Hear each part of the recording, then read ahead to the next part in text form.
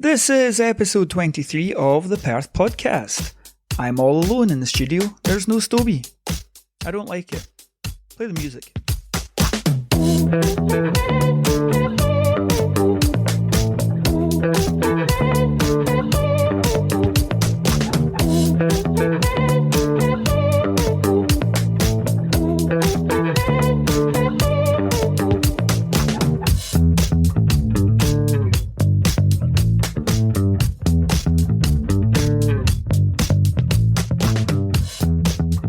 I'm going to head straight into this. We have a special guest today from the Horsecross who's going to talk to us about live music. That's right, live entertainment and music in Perth.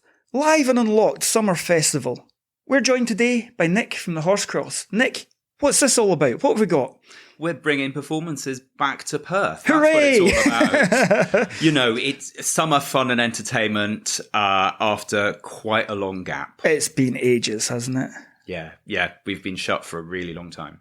The long-awaited live performances. Isn't it great? We're actually getting to do something again. You know, it feels like the sun's come out and it's time to take a big step getting back to normal and back to what we do best, which is putting on shows. Yeah, and I mean, from a staff point of view, this must be a massive relief. You know, the staff are really excited to have a volume of events. We've done a few small test events so far, and that's been really great.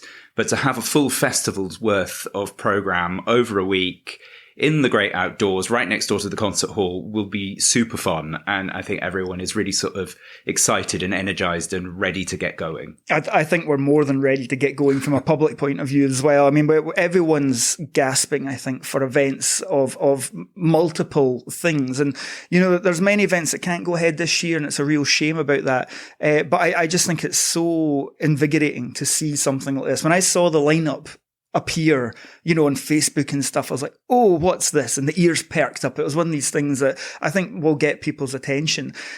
So from a point of view then, live and unlocked, what's the thinking behind that? Who came up with that? It was a sort of moment of thinking, like, what are we going to call the series of events that help us come back into presenting shows? Something that tells you exactly what it is, but also gives you a sense of a bit of hope. So I hate to say it, but it was a little bit of a committee decision. But actually, I think it pretty much encapsulates what we're trying to do. I think you've summed it up perfectly, to be honest. And it's this thing where, the unlocked thing, of course. That's bang on the money, that one.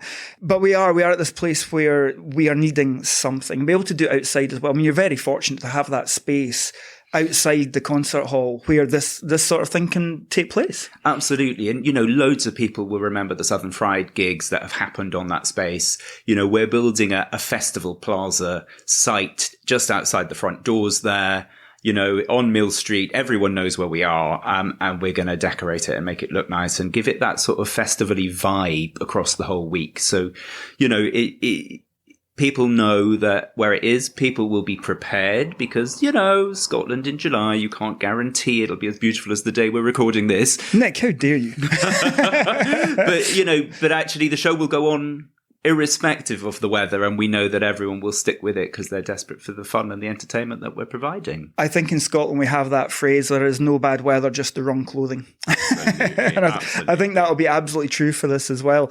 From a point of view of, you said there's a bunch of different entertainment acts. Give us a couple of examples. What have we got? We've got a bit of everything in there. There's stuff for the little ones, whether it's a unicorn dance party, which pretty much says what it is on the tin for the under fives. I'm not sure it does, Nick, but you know, it's an interactive dance show for kiddies, basically. We've got some really great local bands that many of you will already know from Southern Fried and from other bits of programming, whether that's Bohemian Monk Machine or Wang Dang Delta, Mad Ferret Band. They're all great fans of playing at the concert hall. Greatly loved by local people, a really great opportunity for them to have gigs again, having been away for so long, and hopefully something that people will come out and have a boogie and have a good time. And we've got something for everyone. We've got Olivier Award-winning improv musicals. We've got Scottish opera doing, hits from opera. So think the Three Tenors, but with Scottish singers. We've got some classical accordion music, which is a new one on me, but something that would be a really interesting and fun gig.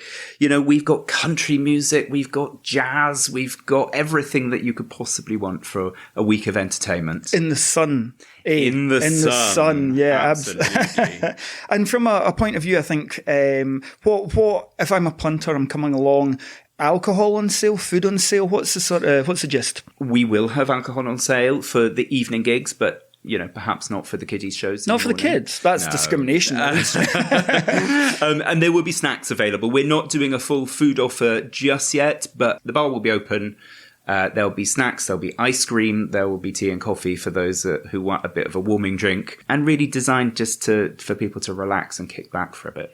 That's so over needed right now. Absolutely. I think we're all gasping for a holiday, and you know, they say a change is as good as a rest, and I think this is exactly what that will provide people in this very long lockdown period. You know, ever since we've closed, we've had so much support from people in our audiences saying, you know, we can't wait for you to come back, we can't wait to see shows again, we can't wait to go to gigs, to see theatre.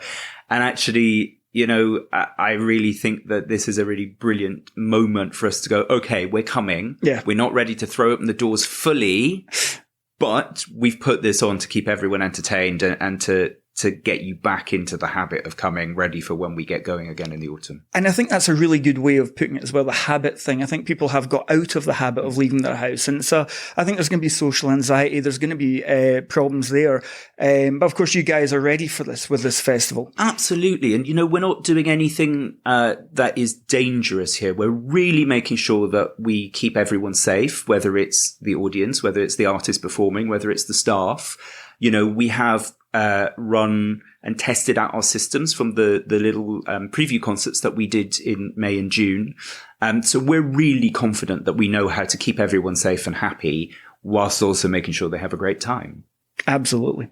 From the point of view, you mentioned it there yourself then, you know, that your doors have been closed.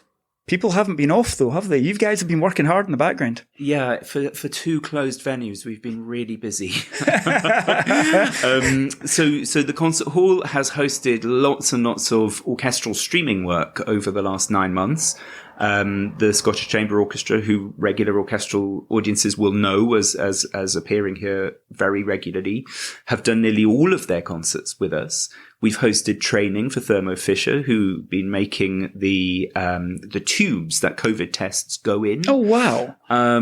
We've been running the youth theatre online, and they did their show outdoors last weekend, which was terrific fun. And I was there. It was, honestly, it was so funny as well. And not from a laugh point of view, as in I had a laugh. The kids just, you could tell how much they loved that. There is so much talent there. There I is. really think that there are some stars of the making. Yeah, future stars, definitely. But the whole thing was so well put together as well. This wasn't a half-baked thing. From start to finish, you felt like you were being led through this awesome experience. And the twist at the end, but I won't tell anyone what that was. It was just really quite cool. I loved the full circle that the show came. Yeah, you know, there's some really amazing creativity there, and you know, they've put a lot of work into this, and it's only in the last couple of weeks have they been able to come back together in person. Oh yeah, they're all so delighted to have done that, and we look forward to running the youth theatre properly and in person from the autumn again. But you know, we've continued to help out other organisations, whether it's offering space for them to film or to stream shows, whether it's hosting other people's touring streamed shows, whether it's our Zoom Panto at Christmas last year, which, you know, was a huge hit and got us into the New York Times and seen as far afield as Brazil and New Zealand and Indonesia. Absolutely. Perth Theatre Panto really went far and wide last year. Brilliant. So busy times ahead, of course. This is the start of the beginning. We hope this is hopefully us returning to some sort of, I don't want to say normality, you know, but fingers crossed. Yeah, I really hope so. I think the signs are good. You know, despite everything that you might hear in the news, actually, there is a positive story out there. There is a step towards normality. And I think we absolutely look forward to launching our autumn season a little bit later in the summer, but also making sure that everyone feels safe and comfortable when they come back. And, you know, the festival is a great way to see how you feel being outdoors. But also when we do get back to indoor programming in the autumn, you know, be assured that we have brilliant ventilation across all of our performance spaces. We will do everything we can to look after you and make you feel safe and to make sure you have a really great night. Oh, so there's stuff coming in the autumn as well then? You've got something planned there? So a lot of the autumn shows are reschedules from the last 12 months when we've been closed, but there is some new stuff in there as well. And most of it is on sale or about to go on sale. So if you start to have a noodle around our website, you might well find something that you want to come and see through the autumn. We'll do a big season launch in a few weeks' time. We've just got to get the festival out of the way. I was going to say, one step at a time. Let's get this done first. Absolutely. And you know what? Buy your tickets for the festival because they're really limited. You know, we are working under distancing protocols still, so we can't have a full plaza of people. But we hope that our autumn shows will be back to normal capacities. Lovely. Been absolutely fabulous having you in. We'll definitely get you back for the autumn one as well so we can talk about what's coming up there. But as I say, one step at a time. Thanks for coming in. Thanks so much. And that brings us to the end of episode 23. Usual deal, folks. Subscribe, listen, contact us on Facebook, Instagram, all that sort of stuff. The Perth Podcast. Check us out. See you next time.